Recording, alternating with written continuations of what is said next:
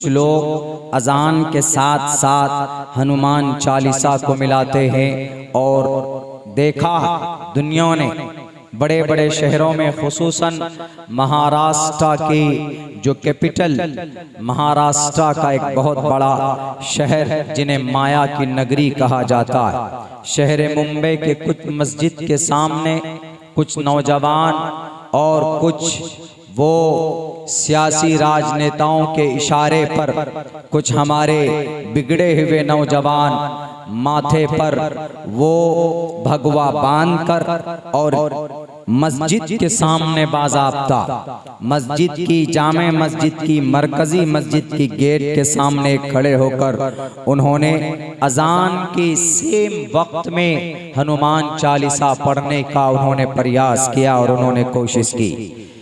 क्या हनुमान चालीसा का क्या मकाम है, क्या स्टेटस है, हनुमान चालीसा में क्या बयान किया गया है और हमारे अजान में क्या बयान किया गया है, मैं आप लोगों के सामने इसको एक्सप्लेन करूँगा। और दूसरी बात, दूसरे नंबर पर मेरी कोशिश रहेगी कि अभी कुछ दिनों पहले, कुछ दिनों क्या अभी 2-3 दिन पहले, कल की बात है, बल्कि कल एक ज्ञानवापी मस्जिद में वीडियो सर्वे किया गया और ये बनारस वाराणसी के अंदर ये मस्जिद है और वहाँ एक मंदिर के सामने एक मस्जिद है, उस मस्जिद के ऊपर केस चलाया जा रहा है और उस मस्जिद को तोड़ने की, बुलडोजर चलाने की कोशिश की जा रही। इनके ऊपर बात करूंगा, रोशनी डालूंगा। अल्लाह से दुआ करता हूं कि अल्लाह तबारक व तआला हमें खुद उन बातों पर कहने की जुर्अत दी जिन पर मैं मुकम्मल तौर पर अमल कर सकूं। मेरे साथियों, अजान मुसलमान नमाज से पहले देते और ये अजान का मतलब सिर्फ ये होता है इनविटेशन, इनवाइट करना। It's only announcement for praying of God, for worship of अल्लाह सुब्हानहू व तआला। अल्लाह तबारक व तआला की बंदगी और इबादत करने के लिए, जमा करने के लिए, तमाम मुसलमानों को इन्फॉर्म करने के लिए ये अजान दी जाती है। और इस अजान का वजूद कब से है, इस अजान की तारीख को पढ़ने की जरूरत मैं उन लोगों से कहूँगा जिन लोगों को हमारे अजान के अल्फाज से दुश्मनी है, हमारे अजान से जिनके पेट में मड़ोर और दर्द पैदा होता है। आप हमारे कुरान को, हमारे अहादीस को नहीं पढ़ते, मत पढ़िए, लेकिन अपनी किताबों को जरूर पढ़िए। आपकी किताबों में साफ साफ लफ्जों में अजान का तज़किरा मौजूद है, जिसमें कहा गया उच्चलापी भविष्यति जनोमम, ऊंची आवाज में अंतिम महर्षि लोगों को बुलाएंगे। उच्चलापी भविष्यति जनोमम का क्या मतलब? सिर्फ चीखने से नहीं होता, सिर्फ भाषण देने से नहीं होता, बल्कि पढ़ो, ज्ञान हासिल करो कि इस अजान का अर्थ क्या है, ये कब से वजूद में आया, इसका कोई और इंटेंशन है क्या, कोई और मकसद है क्या, तो आपको खुद पता चल जाएगा कि अजान का मकसद कुछ नहीं, सिर्फ ये कि लोगों को खबर दी जाती है कि मुसलमानों, तुम्हारे नमाज का वक्त आ चुका है, तुम नमाज पढ़ने के लिए तैयार हो जाओ। मुझे बताए यहाँ पर हजरात उलमाए किराम की बड़ी तादाद, दुनिया के किसी भी आलिम दीन से पूछ सकते, किसी भी स्कॉलर ऑफ इस्लाम से पूछ सकते हैं कि क्या अजान का कोई दूसरा अर्थ है, अजान का कोई दूसरा मतलब नहीं हो सकता, अजान का कोई दूसरा इंटेंशन नहीं हो सकता। अजान का सिर्फ एक ही मकसद, अल्लाह की इबादत के लिए लोगों को बुलाना, to listen, to hear, be informed about, खबर करना किसी को किसी चीज के बारे में, सुनना सुनाना, ये बाजे लफ्जों में मौजूद है। महाराष्ट्र के राज ठाकरे साहब, आपको भाषण देना बहुत आता है, अगर भाषण से इस देश की तरक्की होती तो एक लाइन में सारे स्पीकर खड़े हो जाओ, एक तरफ अब्दुल्ला खड़ा हो जाएगा, तुम्हारे पसीने 1 घंटे में छूट जाएंगे। अल्लाह की जात पर भरोसा करके कहता हूँ, 5 घंटे बोलूंगा इसी रफ्तार से, मेरा पसीना नहीं निकल सकता। सिर्फ भाषण से देश की तरक्की नहीं होती, समझकर कदम आगे बढ़ाने, नौजवानों को लेकर चलने से देश की तरक्की होती। आपने ये कहा साफ लफ्जों में कि नॉइस पॉल्यूशन होती है अजान से। नॉइस पॉल्यूशन 1400 साल से ये अजान चली आ रही है, कभी नॉइस पॉल्यूशन नहीं हुई, ध्वनि प्रदूषण कभी कुछ नहीं हुआ। और ये आए बड़े ज्ञानी, ये अनपढ़ गवार जो कि 5वीं फेल, नर्सरी फेल और फिर इन्होंने इंटर मैट्रिक का भी सर्टिफिकेट जिन्होंने नहीं देखा, ये इतनी बड़ी नमाज के ऊपर, अजान के ऊपर इतना बड़ा जजमेंट दे रहे हैं। भारत के किसी भी कोर्ट का आप आदेश पढ़िए, ऑब्जेक्टिव साइंटिफिकली अगर ये नुकसानदेह हो कि नॉइस पॉल्यूशन होती हो, तो मैं हर जलसे में चीख कर कहूंगा कि अजान के ऊपर पाबंदी लगा दो। ऑब्जेक्टिव साइंटिफिकली ये नुकसानदेह नहीं है अजान, बल्कि अजान तो एक खूबसूरत और प्यारी आवाज है जिसमें अल्लाह तबारक व तआला के बड़ाई के साथ लोगों को कहा जाता है कि तुम मोमिन हो तो अल्लाह की बंदगी के लिए आ जाओ। 28वें पारे में सूरह जुमा में जुमा के लिए अल्लाह तबारक व तआला ने कुरान करीम में बाज़ाब्ता आयत नाजिल की, या अय्युहल्लज़ीना आमनू इज़ा नूदिया लिस्सलाति, जब तुम्हें नमाज के लिए पुकारा जाता है मी यौमिल जुमा, जुमे के दिन, फसाओ इला ज़िक्रिल्लाहि व ज़रुल बै, अल्लाह की बंदगी के लिए निकल पड़ो, व ज़रुल बै, खरीदो फरोख्त को छोड़ दो। वो अगरचे नमाज जुमा के लिए है, लेकिन इससे साफ पता चलता है कि जब अजान दी जाती है नमाज के लिए, सब चीज छोड़कर अल्लाह की बंदगी के लिए सबको जाना चाहिए। अजान के अल्फाज क्या है? अल्लाहु अकबर, अल्लाहु अकबर, बस यही, अल्लाहु अकबर, अल्लाहु अकबर, अल्लाह सबसे बड़ा, अल्लाह सबसे बड़ा। आगे क्या है? अशहदु अल्ला इलाहा इल्लल्लाह, अल्लाह के सिवा कोई माबूद नहीं है। तीसरे अल्फाज क्या है? अशहदु अन्ना मुहम्मदुर रसूलुल्लाह, हम इस बात की गवाही देते, मैं गवाही देता हूं इस बात की कि मोहम्मद अल्लाह के रसूल हैं। उसके बाद क्या है? हय्या अलस्सलाह, हय्या बमाना इती, ये किसी वर्ड के ऊपर रिप्लेस है, ओरिजिनल ये वर्ड नहीं। हय्या बमाना इती, आओ, लस्सा हय्या, हय्या अलस्सला, अला अस्सला, नमाज के कामयाबी के लिए, हय्या अलस्सला, नमाज के तरफ आओ, नमाज पढ़ने के लिए आओ। कोई और मीनिंग नहीं, सेम मतलब बता रहा हूं जो अहादीस में मज़कूर। हय्या अलल फलाह, हय्या अलस्सला के बाद हय्या अलल फलाह, इसका मतलब हय्या इती, आओ, किस लिए? अल फलाह, अल फलाह मीन्स कामयाबी। The common word, the most use of this meaning, there is no intention of prayer of azan, अजान का और कोई मतलब है? कोई मतलब नहीं। उसके बाद फिर क्या? अल्लाहु अकबर बोलकर ला इलाहा इल्लल्लाह लास्ट में खत्म हो जाता है, और कोई मतलब है इस अजान के इन अल्फाजों का कोई मतलब नहीं। अब इसको मिला देते हैं किसके साथ? हनुमान चालीसा के साथ। इस अजान में 2 पैगाम है। एक पैगाम यह है कि अल्लाह सबसे बड़ा है और अल्लाह ही बंदगी के लायक है। दूसरा पैगाम यह है कि मोहम्मद अल्लाह के रसूल हैं। ये 2 मेन पैगाम, एक तो ऑर्डर है नमाज की तरफ आओ और कामयाबी की तरफ आओ, ये 2 पैगाम। तीसरा कोई अर्थ नहीं।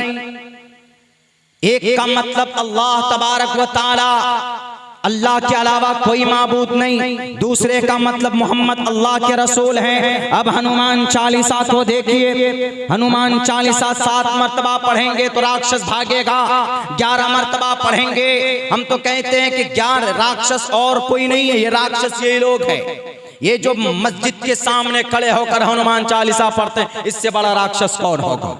हनुमान चालीसा पढ़ते हैं किस लिए? विघ्नहर्ता, बुराइयों को, जालिमों से बचने के लिए, शैतान मरदूद से बचने के लिए, जुल्म तशद्दुद से बचने के लिए, संकट से निकलने के लिए हनुमान चालीसा पढ़ा जाता है। जय हनुमान, इससे पहले 3-4 लाइन और वो जरूरी नहीं। जय हनुमान दोहा यहां से, जय हनुमान ज्ञान गुण सागर।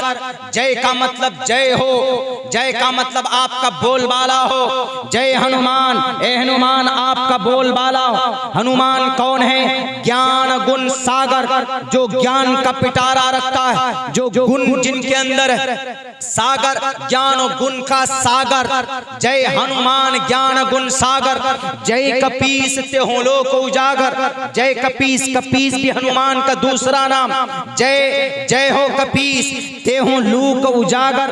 तीनों लोक में, तीनों लोक का मतलब स्वर्ग लोक यानी जन्नत और भूलोक ये जमीन और मृत्यु लोक, इन तीनों लोक में यानी इन तीनों दुनिया में, तीनों दुनिया में जय कपीस तेहो लोक उजागर आपका ही चर्चा है। किसकी तारीफ हो रही है? हनुमान जी की तारीफ हो रही। वो हनुमान जी जो एक सिर्फ दूत थे, जो सिर्फ एक नेकी करने वाली जात थी, वो कोई परमात्मा नहीं थे। और हमारे आजान के अल्फाज अल्लाहु अकबर, अल्लाहु अकबर, कि अल्लाह सबसे बड़ा, अल्लाह सबसे बड़ा। तुम तुलना करते हो अल्लाह का हनुमान से, अगर तुलना करना था तो हनुमान चालीसा में तो रामचंद्र जी से करते, ताकि कुछ पता चलता कि श्री रामचंद्र जी मर्यादा पुरुषोत्तम आपके राम है, आपके परमात्मा है, तो हमारे परमात्मा से आप कंपेयर करते। एक तरफ अल्लाह, एक तरफ हनुमान जी, जय कपीस तेहो लोक उजागर, तीनों लोक में आपका चर्चा है। आगे क्या बयान करता है?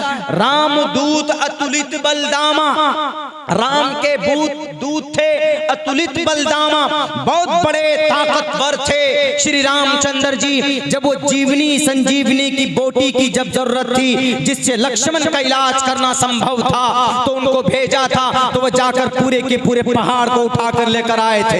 ये देवमालाई कहानियां, इसीलिए उनको कहा गया राम दूत अतुलित बलदामा, अंजनी पुत्र पवन सुतनामा। हनुमान जी के कोई माँ नहीं, कोई बाप नहीं, अंजनी पुत्र यानी जो कोई जन्मा नहीं है, वो इस धरती के ऊपर आया यूं ही। अंजनी पुत्र पवन सुतनामा, पवन सुतनामा भी उनका नाम। आगे लिखता है वीर बजरंग विक्रम बजरंग बली, ये भी नाम है उनके। और आगे बयान करते हैं कुमति निवार सुमति के संगी, वो हनुमान जिनका दिमाग खराब होता था तो वह हनुमान उनके दिमाग को ठीक करते थे। कुमति निवार, जिसके दिमाग में भूसे भर जाते थे, उनकी सीट नहीं आई, उनका कोई एमएलए नहीं जीतता था, उनका दिमाग में भूसा भर गया। राज ठाकरे साहब, हम जानते हैं आप इसका कंट्रोवर्सी बयान क्यों देते, क्योंकि आपकी पार्टी अभी कमजोर चल रही, आप राजनेता बनना चाहते, आप फेमस होना चाहते, इसलिए देखा आपने कि बहुत आसान है फेमस होना। हिंदू मुसलमानों के बीच में कोई एक ऐसा मसला, ऐसा भाषण दिया जाए जिससे हिंदू मुसलमानों के बीच में तकरार और दंगे और फसाद। अगर भड़काने की बात करते हो तो भड़काने के लिए मुझसे ज्यादा तुम नहीं बोल सकते, हमसे ज्यादा तुम नहीं भड़का सकते। राज ठाकरे साहब, आपको जितनी बड़ी गद्दी मिली है, आपके चचा के इंतकाल के बाद आपको पूरे इस देश को लेकर आगे चलना चाहिए था, लेकिन आपने दिल में ठेस पहुंचाई, आपने तकलीफ दी है भारत के 35 करोड़ मुसलमानों को। आपने सिर्फ अपनी पार्टी को ज्यादा फेमस करने के लिए आपने इस तरह के भाषण दिए, आपको शर्म आनी चाहिए। आपका दिमाग खराब हो गया है, और आप जैसे लोगों के दिमाग को ठिकाने लगाने के लिए वही हनुमान जी आए थे और कहा कुमति निवार, कुमति दिमाग जिनका खराब होता है उनकी निवारण के लिए आए थे हनुमान चंद्र जी, अंशुमति के संगी। और जो अच्छा अकल वाला है उसका हमेशा से श्री हनुमान जी ने हमेशा से उनका साथ दिया। आगे क्या उनकी तारीफ, आगे एक और लाइन है, कंचन कंचन बरंग सुभेशा, कानन कुंडल कुंचित केशा। कान में कुंडली, घुंघराले बाल, सुनहरे रंग, और हाथ में वज्र, वो वज्र इतना बड़ा वो होता है। ये तारीफ अजान में क्या तारीफ थी? अजान में अल्लाह की बड़ाई थी, मोहम्मद को अल्लाह को रसूल बताया गया। और यह हनुमान चालीसा में क्या बयान किया गया? एक सिर्फ एक अदना श्री हनुमान जी जो एक वानर थे, वानर मीन्स एक बंदर थे, वो बंदर, उनको किराए पर लिया था श्री हनुमान श्री रामचंद्र जी ने, और सीता मैया को छुड़ाने के लिए उनको लंका से रावण के मुकाबले के लिए उनको खड़ा किया था। ये एक तारीखी हकीकत है। कोई कंपेयर नहीं है।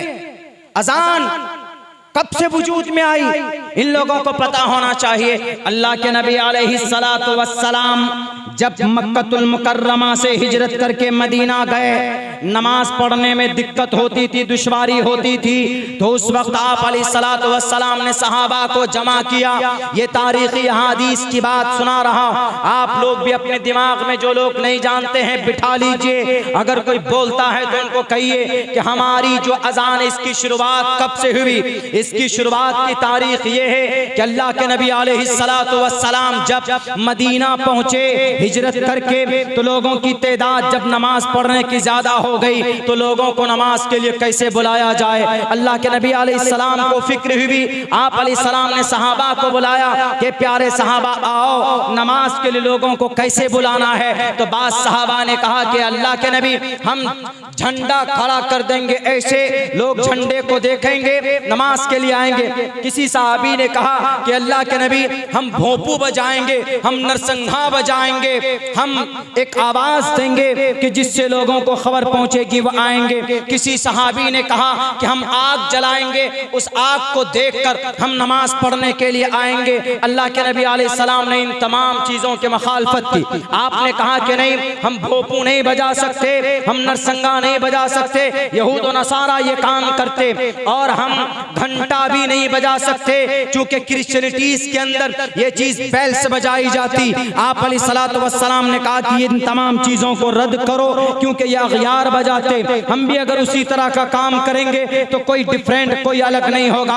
आप अलैहिस्सलातु वस्सलाम ने सहाबाए किराम को एक फिक्र में डाला, एक फिक्र दी कि भाई कुछ ऐसा समस्या समाधान निकलना चाहिए। बाद सहाबी कहते हैं अल्लाह के नबी ने कहा कि एक नाकूस बनाओ, नाकूस से आवाज देंगे, से आवाज पहुंचेगी, लोग आएंगे।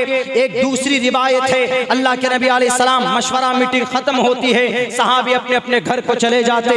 एक सहाबी जिनका नाम हजरत अब्दुल्लाह बिन ज़ैद है, ये तारीख उन लोगों को बताना जिनको मालूम नहीं है कि अजान की शुरुआत कब से हुई। कुछ लोग कहते हैं कि मौलानाओं ने अजान को स्थापित किया, कुछ लोगों को ये कहना है कि कुरान में अजान का तज़किरा नहीं, कुछ लोगों का ये कहना है कि हमारे इन मुफ्तियाने किराम ने अजान को कंपलसरी किया नमाज के लिए। अरे जाहिल आदमी, हमारे कुरान को तो छोड़ो, कुरान में तो अजान का तज़किरा है। इज़ा नूदिया लिस्सलाति क्या है, नूदिया अजान, आवाज दी जाए नमाज के लिए, क्या तर्जमा करोगे इसका। हमारे कुरान को छोड़ो।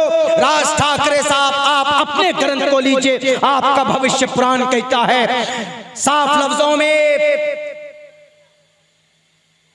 लिंक जिदी शिखाहिना सिमशरुधारी सदूशका ओ चलापी भविष्यति जनूमम बिना कोलम पश्वस्ते शाम भक्षया मताम। ओ चलापी का क्या तर्जमा है।